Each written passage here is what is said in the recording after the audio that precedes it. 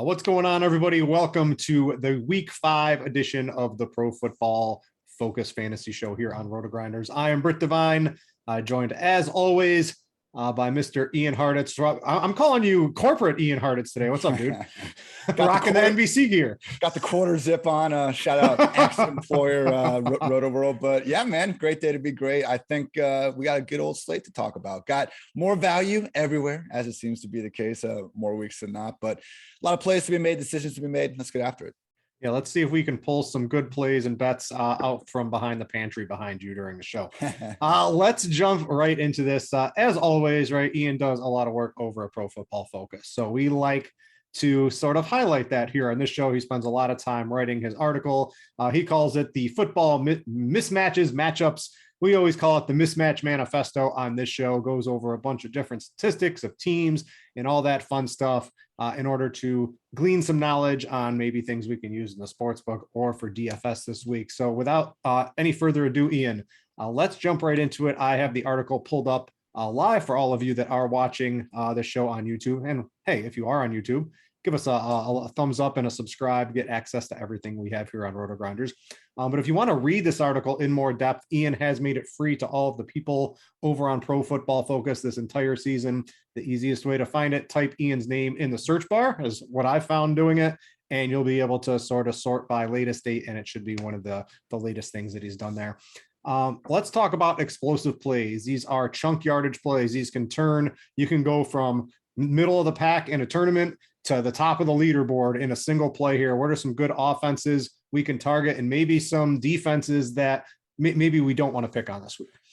Yeah, so just quick kind of explainer if you haven't seen these charts before. Instead of having to go through every single matchup and be like, hey, number 3 offense versus number 30 defense, I just combine the numbers to make it a one-way metric, color-coded, to just point out, hey, these are where, if you want to look at where the potential mismatches could be, this is where they are. And looking at the explosive passing games, Tom Brady, Kirk Cousins, and Derek Carr stand out the most on the main slate. I do like the potential of Cousins maybe going against the grain on Dalvin Cook, or maybe more likely Alexander Madison getting a lot of ownership, but we'll see how that plays out. And then with Derek Carr and company, like, hey man, it was only one bad week. The previous 7 weeks, I believe Derek Carr threw for over 300 yards. So I know Henry Ruggs, as we'll get to in our tournament talk, is someone I do like as a potential bounce back candidate. And then guys that could be in some trouble, Jameis Winston, he throws such a pretty deep ball. He's only completed 5 of them this year. The Bears have more completions of 20 plus yards than the Saints. So hopefully him and Sean Payton can get that figured out. And then Justin Fields and Trey Lance also not set up for a bunch of success. Hopefully they run enough where it doesn't matter in fantasy land. Yeah, I'm on the, I know you like that Derek Carr, at least on this particular statistic, but I'm very anti-Raiders when we get to the sports betting version of this today. Yeah. I do like the Bears line here. Let's go down to pace. This is one of the most important things when factoring into projections and plays and fantasy points, all that type of good stuff. What are the fastest matchups? What are the slowest matchups this week? Yeah, not too many fast ones, just the way it worked out. We do see the Dolphins and Buccaneers popping, and it sounds like Devontae Parker now might be at risk of missing Sunday. We already have Will Fuller out. So I do think that maybe going, and we talked about the explosive plays, Brady popping a little bit there, maybe a stack with Tom Brady, Antonio Brown. You can get really contrarian, go Cameron Brate or something like that, and then bring it back with a Jalen Waddle or a Mike Gesicki because, hey, man, Buccaneers have allowed the most fantasy points per game to wide receivers this year. We'll talk about in the pressure section why I'm a little not all that confident in Jacoby Brissett's chances at overcoming that. But again, maybe just one guy, you know, he can only be so bad with 10 plus targets. Eagles, Panthers also popping a little bit, but again, more so just Dolphins and Buccaneers from a pace perspective. The slowest ones, Lions, Vikings, and Packers and Bengals. I could see them still putting up plenty of points regardless because we're talking about some pretty good offenses and I think more importantly, bad defenses here. So hopefully they'll be able to be efficient with their chances because there might not be as many of those as usual. Yeah, and the Cincinnati too, I think that you can talk yourself into a way where maybe they play a little faster without Joe Mixon. I agree. But yeah. We're just trying to maybe manufacture a couple extra plays for us in that way. We don't really know. But if Mixon's out, maybe they do go to the air a little bit more, which will increase the seconds per play and stuff like that. That is an interesting game. And Green Bay, for as explosive as their offense can be, they've been very slow over since LaFleur started taking over here. So yeah. Just keep that in mind when you're trying to factor in the amount of plays that will be in each game. All right, scrolling down, let's get to pressure. We want no pressure for our quarterbacks. We want lots of pressure for the defenses we choose what are some statistics popping out this week? Yeah, so on that Bengals-Packers game, both of these guys standing out as two of the cleanest quarterbacks of the week. Don't forget Jair Alexander ruled out. I think if you want to maybe just build some tournament rosters around Aaron Rodgers and Devontae Adams and just bring it back with a different Bengals receiver every time might make a lot of sense. Again, we're not sure if we would hope there's more volume, but I feel like at least one of these guys will pop off a week, even if we don't exactly have enough volume for all three to make it. Big Ben's popping on this. That's because Big Ben does not want to take a hit ever. So I wouldn't pay too much attention to that. The Broncos do have a very good pass rush, but when it's 4th and 10 and you're just getting rid of the ball immediately, you're not going to register a bunch of pressure. So wouldn't look too far into that. And then finally, Taylor Heineke is standing out a little bit, man. And he does have that sort of dual threat Konami code of goodness. I believe he's registered 2 top 10 finishes already this year. So it felt a little fluky last week. And I know the Saints are a lot better than the Falcons, but at the minimum, I think Terry McLaurin could have another nice day. Guys that could be under some more pressure, Jalen Hurts, and he's still down. I believe it's 4 total starting offensive linemen because Lane Johnson. I want him under pressure. That's when he gets the scrambles. That's good for me. Yeah, there's a limit though, man. It's fair though. He is 11th in total rushing yards since he took over in week 14 last year among everybody, quarterbacks and running backs alike. So you might be onto it. He hasn't busted yet, so who knows, but it's not looking great. And then Teddy Bridgewater and Jacoby Brissett standing out as well. Both of these guys, it's not so much they're off. The Miami O-line kind of sucks too, but especially Teddy, he's been throwing more downfield this year, but it's come at a cost. He's been holding that ball longer than 3 seconds, a lot more often than he should be. So a little bit worried about how Denver's going to respond in this Pittsburgh environment. And then, with Jacoby, it's one of the things we can do to really find out if an offensive line's problems is more due to the quarterback or them is we can look at just the pressure when the quarterback gets rid of the ball in under 2.5 seconds. So who's still getting pressured even when they're getting it out quickly. And it's still the Dolphins. So they have a quarterback that takes too long to throw, and the O-line's not even helping matters. So that's, I guess, my only problem with being more confident in Gesicki or Jalen Waddle in this spot, because as bad as the cornerbacks might be, I'm not sure he's going to have enough time and just the sense of urgency to get the ball out there in the first place. All right, keep going down on the article. You can follow along if you're watching live on the show. Let's go to the trench battles, yards before contact. This is good for your running backs, right? You want Ezekiel Elliott to get 17 yards before he's touched, right? Because that's going to help him out. And there are some defenses that are pretty good at stopping the run game that maybe you don't want to use the running backs against here. What's really standing out for you this week? As my lovely employer PFF likes to say, running backs don't always matter as much as we think they do. So this is just trying to pinpoint what running games should be in the best position for success, independent of the actual running backs, and several popping off. We are seeing the Bills, Chiefs, but that's Sunday night, obviously. So main slate wise, the Browns against the Chargers defense that they have Bosa, they have good guys in the middle, but you take away Kenneth Murray, that doesn't help. And they just don't care. Brandon Staley is helping revolutionize the idea that you just sit back and you let teams run because you're devoting more resources to the pass. I believe only the Broncos have had fewer rush attempts this year with 8+ guys in the box. So they just really let you run your hearts out. And that could be a problem against Nick Chubb and Kareem Hunt, who are both playing fantastic ball this year. Also seeing the Lions really coming out. DeAndre Swift, man, he's been pretty terrible as a rusher this year. If you just look at any stat, he's one of the worst running backs in terms of breaking tackles on the ground, yards after contact. But hey, might have the lanes this week. And more importantly, he just has all the receptions that come his way when the Lions inevitably get down a score or two. So I think if you want to get, contrarian, as we talked about a little bit already, get away from Dalvin and go to that Vikings passing game, bringing that back with Swift, or, it sounds like Hawkinson's not going to play. So just bring it back with Swift, or, throw a dart at one of the receivers might not be the worst idea here. And then finally, who's my other one? Oh yeah, the Giants, man, looking good against this Cowboys, fairly soft run D. They got rid of Jalen Smith, so that might be a net positive for them. But Saquon, man, I still think he's just, it's a matter of time until his salary is going to be starting with a 9. So I still think he's probably a little too cheap on DraftKings. And then quickly, the Dolphins and Texans don't have good matchups, and good. We don't need them anyway. Najee Harris and Austin Eckler, not great matchups, but so much of their work is done through the air that we don't care. The only really interesting one I'll talk a little bit about is Josh Jacobs, because lost kind of in that bad Monday night performance. he had 18 combined carries and targets in a game that they were trailing by 2 scores for most of the day. So I think Jacobs is actually one of the league's like top 10 backs with the ball just in his hands. The problem is the Raiders haven't thrown it to him over the years. So Peyton Barber's hurt. They're clearly kind of souring on Kenyon Drake after making him one of the free agency period's highest paid backup running backs. So I wouldn't be surprised, man, if Josh Jacobs could have himself a day here, particularly if the Fields that showed up against, the Browns is there as opposed to one we saw against the Lions.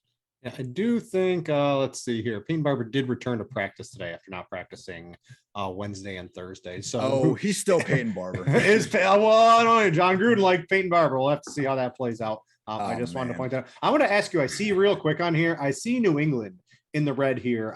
Damian Harris against Houston. What do we make of this here? Which side of this is this on the New England side or is this on the Texan side? Well, here's the thing about the Patriots. 4 of their starting offensive linemen haven't been practicing this week. I'm trying to see if they've updated. Yeah, I can't find it right now, but we really need to keep an eye on that because that's going to be the big difference. The Patriots aren't showing out too well, but here's the thing. They faced this is where we also got to remember this is a 4-week sample.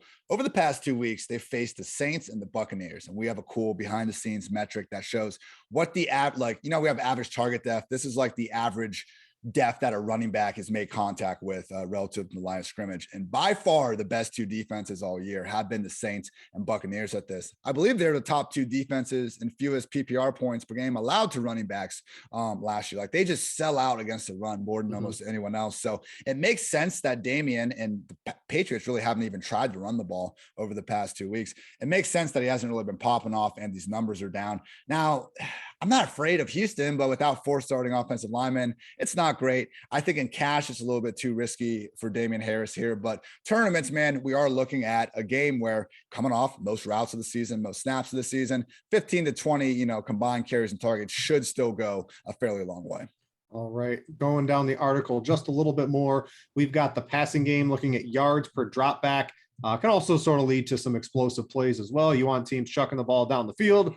You don't want Ben Roethlisberger dinking dunks on 4th and 10 to Najee Harris here. So what are some maybe big play offenses we could be looking at this week? Yeah, pretty similar findings as the offenses that might be more screwed as the explosive pass plays. So we'll focus on the positives, and it's really just the Minnesota Vikings. I mean, even though last week the Browns only held the Vikings to, I think it was like 7 points when it was all said and done, Cousins was still making, a handful of just spectacular throws out there. And at PFF, we have our wide receiver cornerback matchup chart where you can expand the whole thing and then you have 15 columns, height, weight, speed, percentage here, percentage there, or you can just have the wide receiver, the primary matchup, and our matchup grade. And if at its simplest, Adam Thielen and Justin Jefferson have 2 of the top 3 individual matchups of the week against these Lions corners. And what's the only problem we ever run into with this Vikings passing game? It's volume. And I'm not saying it'll necessarily be there with Dalvin Cook and or Alexander Mattison probably having a bunch of success, but at least in tournaments, man, I think the more you can get exposure to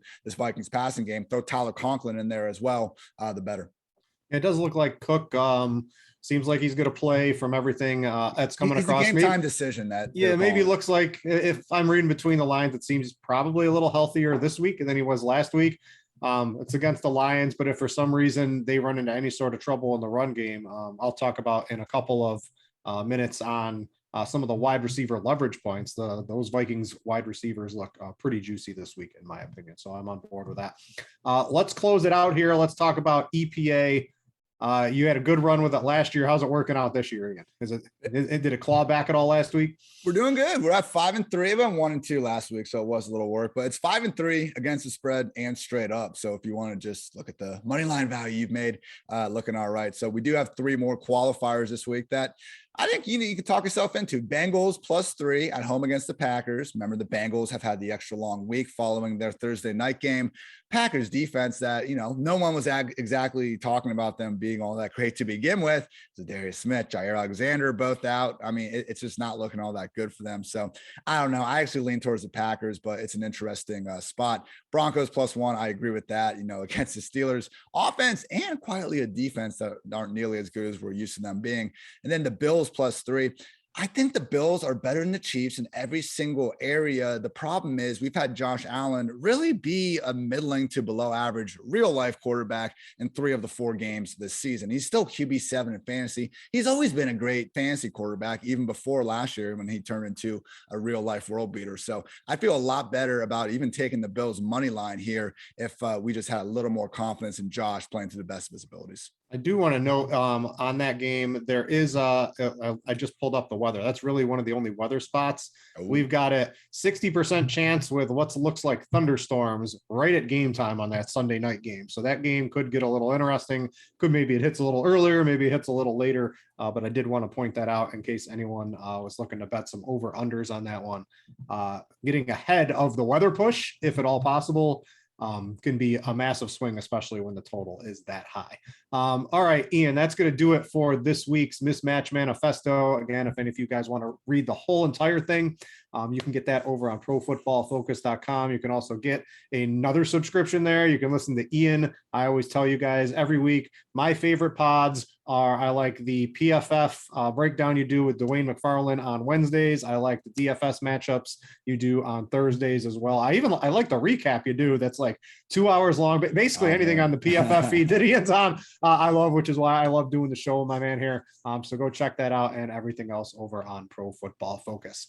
All right, let's jump into some sports bets here. And Ian, after a horrific week 1 and even a little bit of week 2, we have clawed our ways back to some respectability. Don't let him get hot. Don't let him get hot. I had a nice little run. I basically got everything I wanted last week except the Bucks. That game just didn't really work out. But basically everything else I bet came up roses for me. So a really good sports book week for me personally. And I'm hoping to keep it hot here. I've got 3 bets I like, and then I've got, maybe I'm a donkey, but I like just like betting the favorites on a parlay that I think can't lose. So I got one of those fun ones for you. So I got the first one is the Patriots -9. And I don't know, why is this not like 13 or 14 in my opinion? I don't know how the Texans can the Texans score 14 points, Ian, in this game? I don't know. I don't even bet the under, I think. Yeah, I just far off from their implied total. Yeah, the Patriots defense it's legit. Like they have a very good defense. And their offense, I think, is good enough between Harris and you got Jacoby Myers, you got the 2 tight ends, Mac Jones, went toe-to-toe with Tom Brady last week. It seems like it's too easy to take anything against Davis Mills right now of the Texans here. So I really like that Patriots -9. Of all the big total favorites, they're probably my favorite one this week. The other one is I got this. I go to my sports book. It opens at 11 o'clock on Mondays. I just found this out. That's when they release their NFL lines. So I got there at 11. I got Arizona at -4 against San Francisco. It's up to -5 now. I still think that's pretty bettable against the rookie and Trey Lance. You just don't, it's a little bit of a wild card, right? But what you're betting on is Arizona at home. This is the offense Cliff Kingsbury has always wanted to run, between having Rondale Moore, AJ Green is making this offense click. Kyler Murray's unstoppable. The defense is good enough. I think Arizona -5 is another really big favorite that I think you can bet pretty good. And then 2 of my favorite live dogs this week. The one I'm going to put up here is going to be the Bears at +5.5. We saw like Derek Carr for those first 3 games, Ian. He's not a 400 yards per game passer. That's what he was doing through the first 3 games. And I think that came to fruition a little bit against the Chargers in week 4, in my opinion. He's not going to be slinging it all over, getting all these yards to all these receivers. That's just not Derek Carr. You got Josh Jacobs back, which maybe is a little bit of a detriment, in my opinion, to the offense because they were slinging it around without Josh Jacobs. I think Gruden will sort of feed him a little bit here. But I just think the Bears, you've got another game with Justin Fields at quarterback here. I just think the Raiders are fake a little bit to open the season. So I'm going to take the Bears at +5.5 as my 3 bets I'm going to lock in here for the show. And then if you like donkey betting all of the favorites with me, I like the Bucks, Cards, Patriots, and Cowboys. Right before the show, I looked that up on DK as a parlay. They get you +202. I don't see how any of those teams lose. So to me, that's just like free money to me from the sports books. Take a look at that one if you like the parlay. So those are my bets, Ian.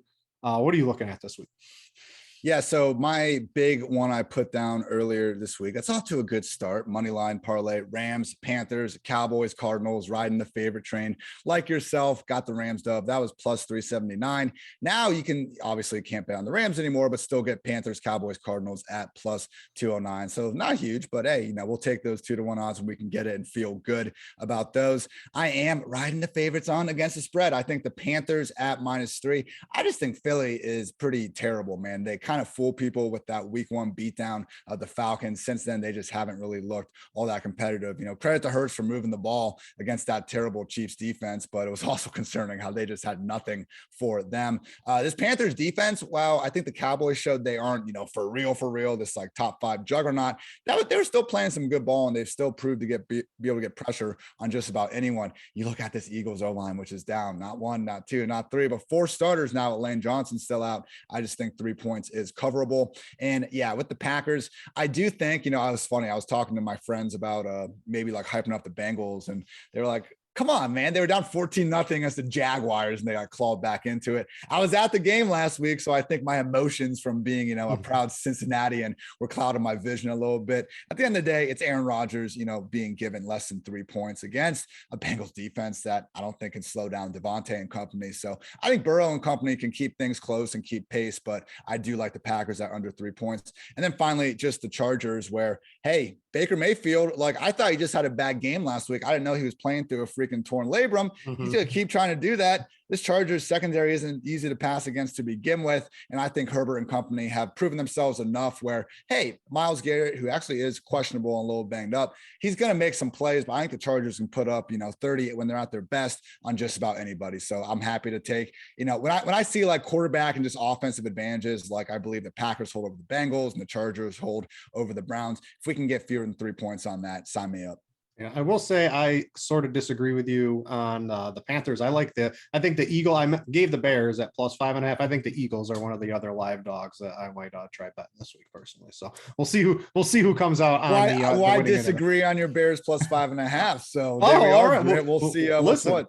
Yeah, you like the Raiders. Hopefully I come out 2-0. But actually, Ian, I hope we just split them so neither one of us can hold the advantage. There we go. All right, before we get into some position talk, I need to tell you guys about Jock Market.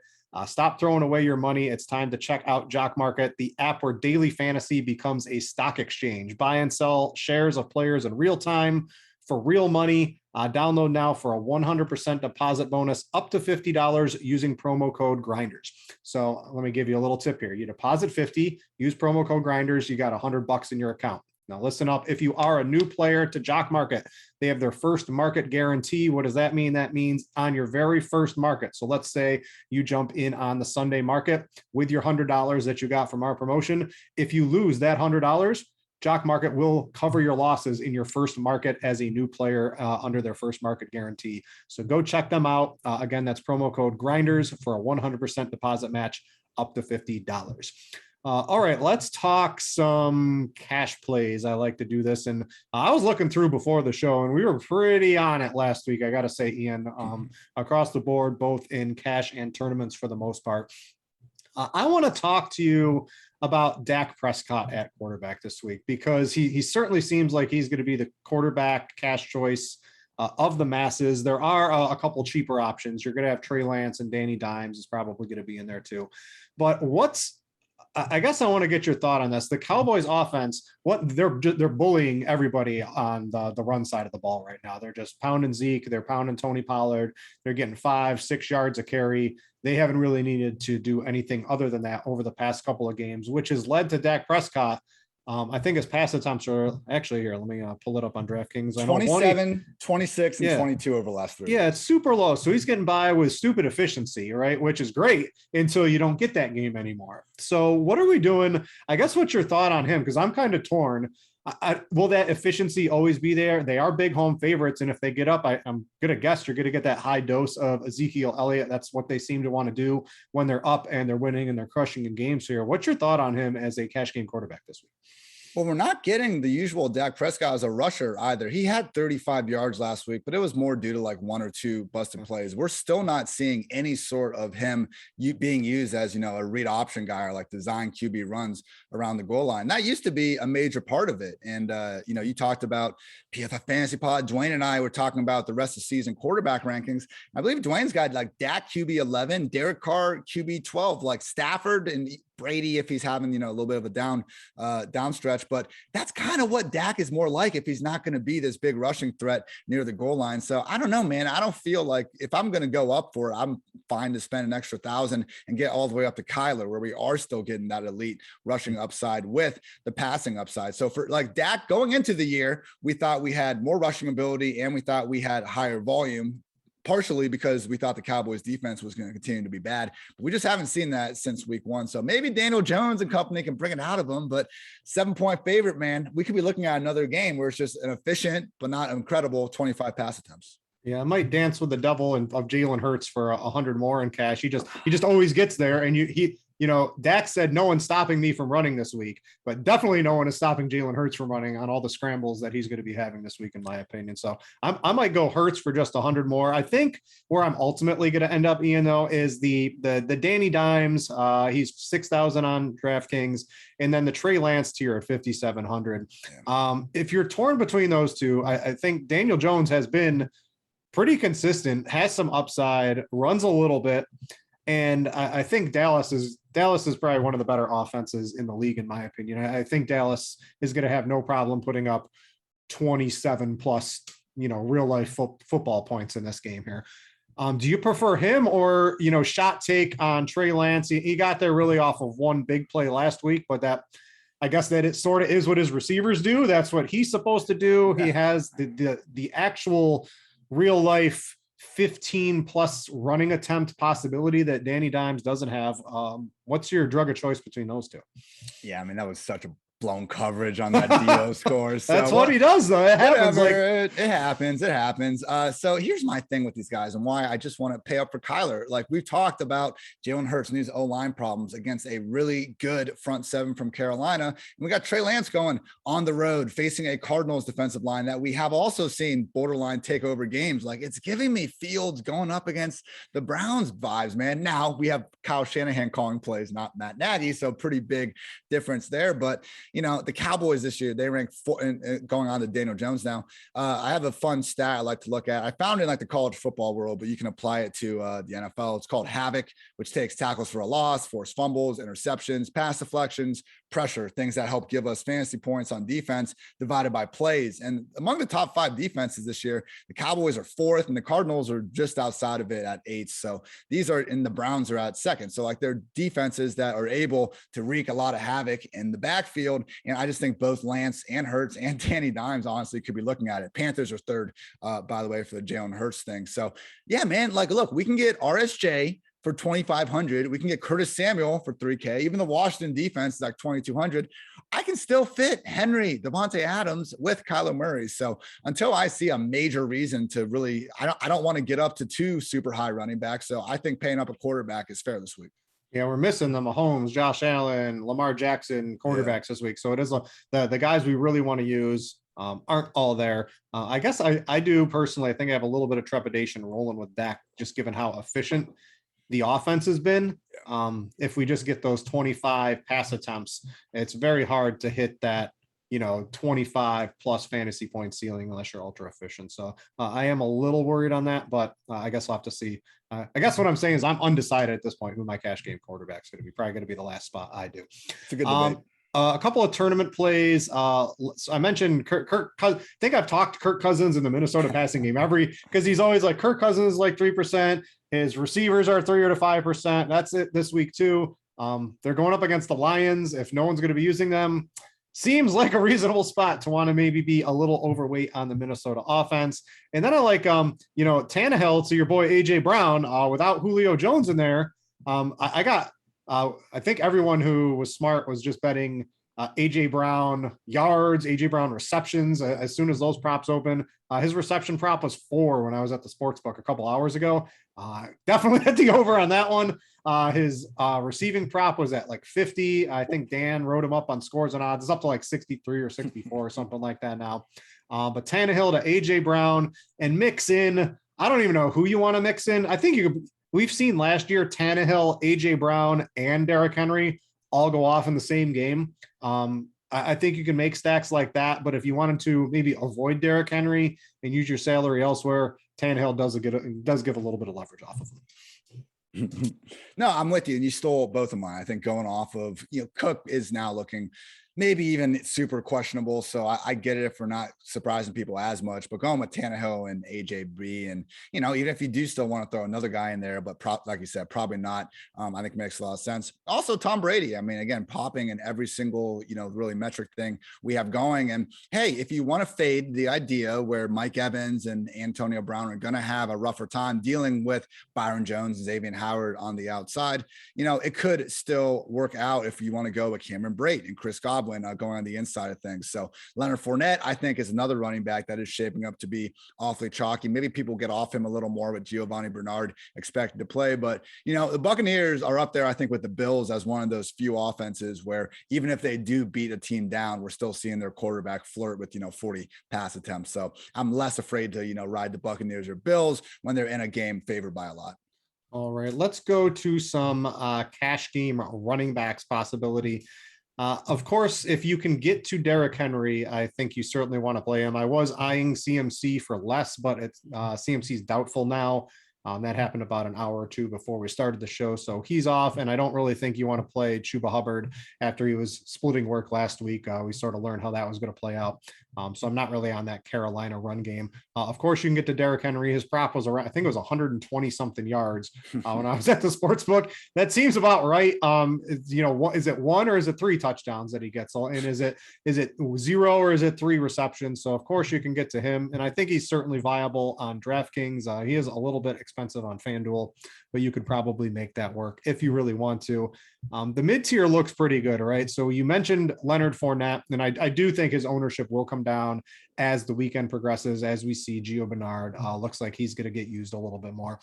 But you can still find guys like we've got Najee Harris, who is, 6,900 on DraftKings, and you get like these free PPR points on DraftKings. They'll still count at the end. You get 6 or 7 of those for 30 or 40 yards. You're basically starting with 10 PPR points, and then it's, does he find it in the end zone? Does he get more than 50 yards rushing? That looks pretty good to me.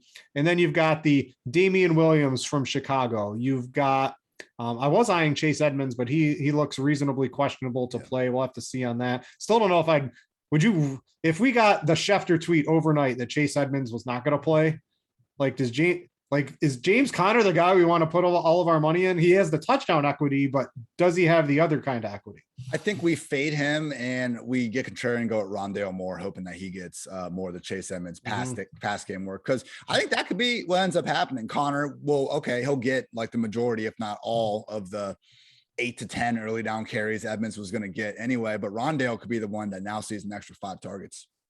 And then what are we doing? Let's talk Samaje Perine a little bit here too. So there's some coach speak that they're going to maybe split some work and play the hot hand, all that type of fun stuff here. But when Joe Mixon was out, it was all Samaje Perine basically getting all the work here.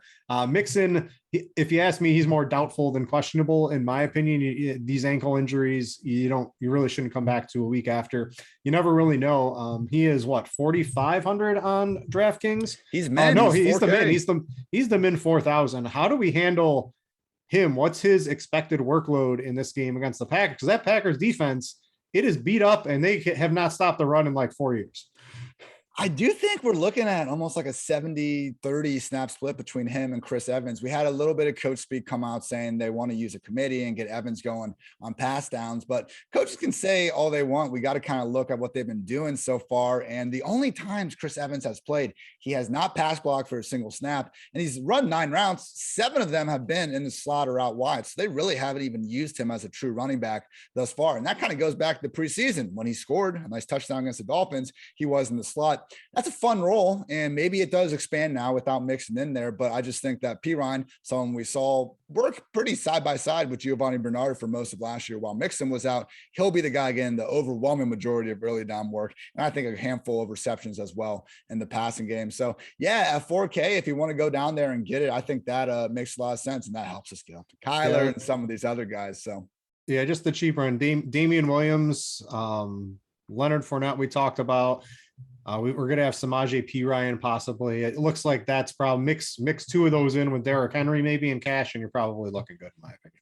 Yeah, only other one I'd add is DeAndre Swift. I would kind of refrain from going with Damian Williams. We're not positive yet if he's going to have that 3-down roll. I think so, but hey, Khalil Herbert could always eat into that way more than we're expecting. So, hey, man, he's their number 2. I know. I'm just messing with you. I hear you. But we got DeAndre Swift sitting at 6,100. And yeah, Jamal Williams is going to get his fair share of the work too. But, being in a dome against a bad defense as a touchdown underdog, these are types of spots where we could see Swift flirting with that 8 to 10 reception mark. So he really is, if you can't get all the way up to Najee or whatever, and you don't want to mess around with one of these guys in the 5K range, feel free to go all the way down to Samaje. That's fine. But Swift at 6,100, I think is more than fair.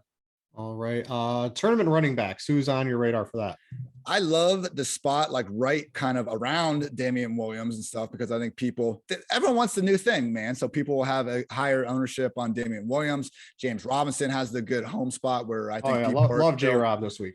Yeah, that makes sense. Even with Hyde coming back, he does have the receiving work. But I think there's 3 guys in that range where we can also get behind and conveniently stack them with their defense and hopefully get that sweet correlation going. So Damon Harris, who we talked about, I'm not loving the 4 linemen being out, but still, as someone that should see 15 to 20 carries, big favorite against the Texans. I think him and that Patriots defense against the Texans makes a lot of sense.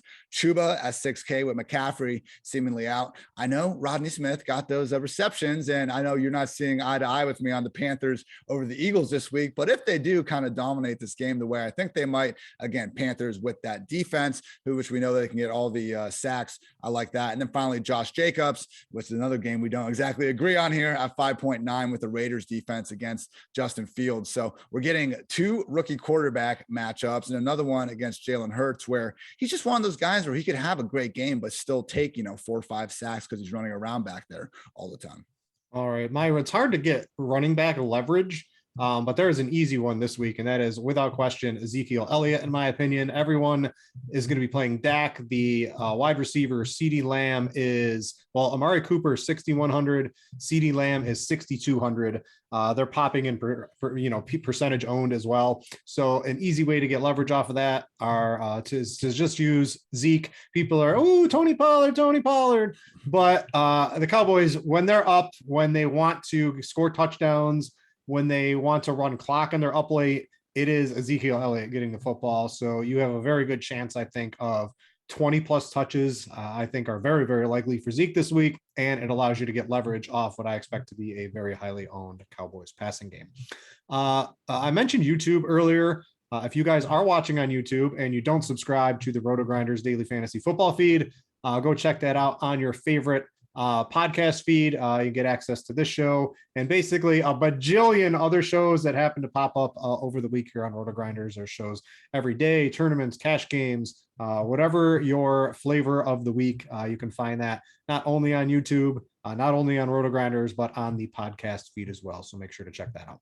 All right, let's go to wide receiver. I'll let you kick off the cash game wide receivers this week. Usually it's me. I'll throw you a curveball, Ian. Who are we looking at in your eyes? Wow, thanks so much, man. So it should be honored.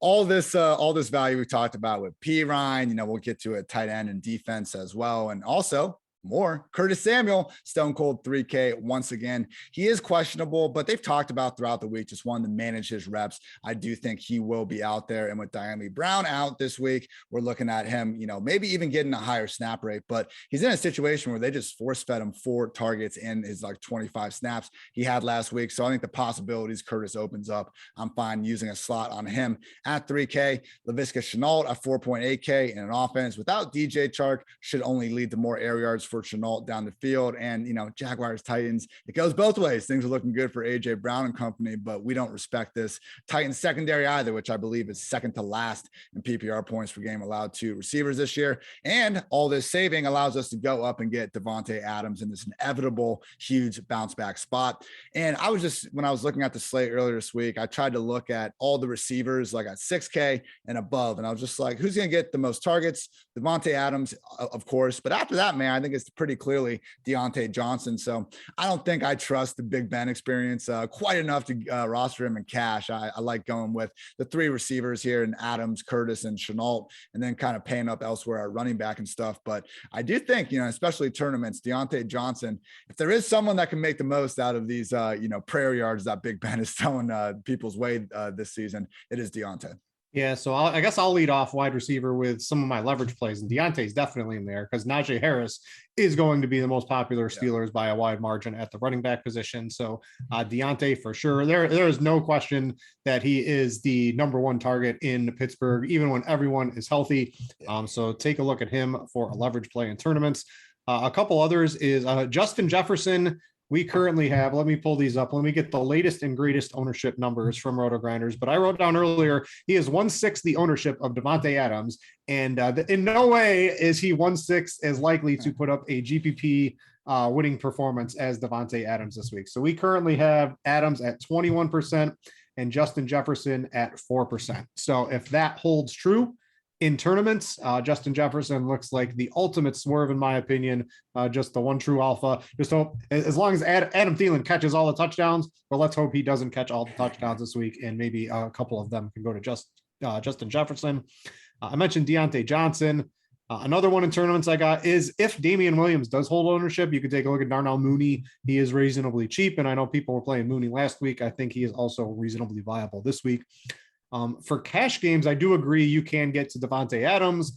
And while it certainly didn't work out last week, if you played him in cash, it's very unlikely that Davante Adams gets 64 yards and no touchdowns. I'll take the over on both of those numbers this week, probably.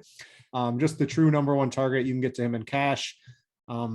Probably going to play one of those like 6K-ish wide receivers. You mentioned Deontay Johnson. You've got both Cowboys wide receivers. You've got AJ Brown. You've got Keenan Allen, all just pure.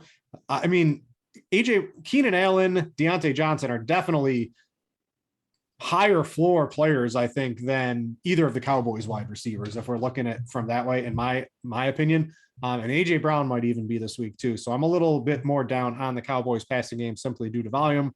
That Antonio Brown 5,200 looks pretty juicy. You mentioned Chenault. What's he, 4,800 on DraftKings? Yep. That looks absolutely juicy. And then Curtis Samuel, what did he play, like 35% of the snaps or something like that last week? You got Diami Brown. He's out this week, and Diami Brown played 42% of the snaps last week. So I don't know if it's all going to go to Curtis Samuel, but I would expect Curtis Samuel to jump pretty close to the much more of an every snap player than a third of a snap type of player this week. So I do like that at 3K. All right, let's round this out at tight end. And tight end, if Kelsey's on the slate, you can always play him in cash, but your DraftKings teams they look so much better when you play a crappy tight end in general. But the crappy tight end, it can't be Evan Ingram is just basically my point. It can't be Evan Ingram. Now, Sterling Shepard and Darius Slayton, I believe they're both extremely unlikely to play, if not they're already. out. Yeah, they're out. They did get ruled out. So maybe you can play Evan Ingram, but in tournaments, I wrote up for anyone but Evan Ingram in tournaments is basically my play. I can't get to Darren Waller. He had that giant 19 targets, which is just in week one, which is just going to skew everything for a while. I think in terms of projections, he's averaged out at basically 7 per game. His car has been slinging it around the field a little bit more. But is Dalton Schultz without Gallup? It looks like he has an actual real role. He's 4,400. We're going to have Mike Gesicki without Will Fuller and possibly Devontae Parker, or at the very least, multiple injury hobbled Devontae Parker. And Gesicki's put up back-to-back good weeks as sort of that middle of the field check down player of Jacoby Brissett going up against Tampa Bay, which is obviously absolutely one of their weaknesses here. So I like that tier much more than I like that 3K tier, but you could play. I don't think I'm going to click Evan Ingram in cash. I'm going to be honest. You can No. you can play a Cameron Brate. You can play Ricky Seals-Jones is 2,500. I know he's drawn some ownership at the dead minimum price. That lets you spend up on maybe a defense or get you to your boy Kyler Murray. I just think there's not like an absolute must. But I don't see myself spending, but I am eyeing the Dalton Schultz and Mike Gesicki tier. Those are probably my two favorites. And other than that, I'll probably just stone punt it with Ricky Seals-Jones. Sometimes I see like a chalky player. I just literally can't figure out why. Like, what is it about Evan Ingram that has people going to him? Like 3 years ago, he was halfway deep, but he's just a low ADOT, low touchdown percentage type of player right now. Like Kyle, he's not even a full-time player this year. Kyle Rudolph is slicing off a big chunk of snaps. So like it could easily be Kadarius Toney or Kenny Galladay or Saquon. Like Ingram could be fifth on his own team in targets. This is not a situation to go all the way with him. I'm with you on Cam Brate being a better option. Why we shouldn't be afraid of RSJ, man. He is a legit talented receiver. We are not going down like to a Jack Doyle type guy and just hoping that they fall into the end zone once or twice. It's almost funny how Washington now they've taken Logan Thomas, who, as we all know, he used to play quarterback in college, and Ricky Seals-Jones, who was a wide receiver convert. I believe he was. Either way, he was a extreme pass first tight end option. And they just give these guys like 100% snap rates with no question asked, while so many other teams are hesitant to do so. Then they won't feature their former collegiate wide receiver, Antonio Gibson, as much as we want in the pass game. So when Logan Thomas went out last week with a hamstring injury and he's now on IR, RSJ literally played every single snap the rest of the way. So we're getting a guy that could legit have a 100% snap rate for the stone cold minimum. And hey, Heineke's been fine. So, and we had those numbers before showing it could be a better advantage than we think through the air. So I'm fine RSJ, man. I don't think it's your typical min price tight end. Only other guy I would really point out, maybe in tournaments, Noah Fant at 4,900, correct? Yeah, he's not popping at all. I think people are either going to go all the way up to Waller or Kittle or settle down a little bit into the 3K range. Albert O, whose full last name we can never pronounce, is already ruled out with a hamstring injury, meaning Fant should be in one of those 100% snap roles himself. So I know targets and routes, are the best predictors, but can't get those things if you're not in the field in the first place. Yeah, Alberto has really been needing to Noah Fant's snap rate and targets and all that. So with him gone, that definitely solidified. It's just they're now Drew Lock targets against the Steelers, but the Steelers always do these wacky things in the middle of the field and leave guys mismatched or wide open. So maybe that will work out for Noah Fant this week. All right, I think that's going to do put a lid on it here for this show, Ian, of the Week 5 Pro Football Focus Fantasy Show. Tell people where they can find you. I told them at the beginning of the show. I'll let you close it out at the end. One time, as always, my man. Find me at pff.com, PFF Fantasy Football Podcast. We got 6 new episodes up all throughout the football season, taking you from reviewing the games to hitting the waiver wire to previewing the next week's games. I have on a guest every week, talk some DFS and talk some injuries, which I'm just about to go do now after this show. So fun time as always, and we'll be back here every Friday, rest of the way. All right, for Ian, I'm Britt. Thanks for watching, everybody, and we out ya.